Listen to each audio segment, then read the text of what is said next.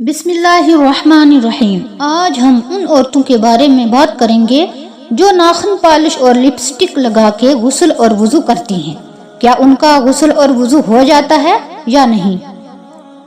ناخن پالش اور لپسٹک کے ہوتے ہوئے غسل کرنا۔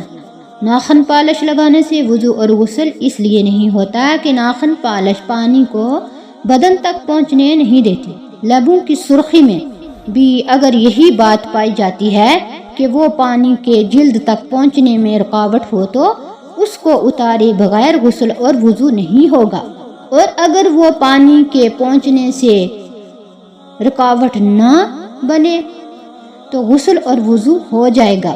ہاں، اگر وضو کے بعد ناخن پالش یا سرخی لگا کر نماز پڑھے تو نماز ہو جائے گی، لیکن اس سے بچنا چاہیے، اس سے بچنا افضل ہے۔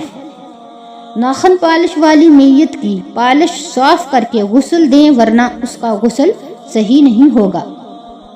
مصنوعی دانتوں کے ساتھ، مصنوعی کا مطلب کہ جو دانت بناوٹی انسان نے لگائے ہوتے ہیں، اپنے اصلی دانتوں کے بغیر دوسرے دانت، غسل صحیح ہو جاتا ہے، ان کو اتارنے کی ضرورت نہیں۔ ناخن پالش لگی ہوئی ہو تو غسل نہیں ہوتا جب تک اسے اتارا نہ دیا جائے، یعنی اس کو جب تک اتار نہیں دیں گے تب تک غسل ہمارا نہیں ہوگا۔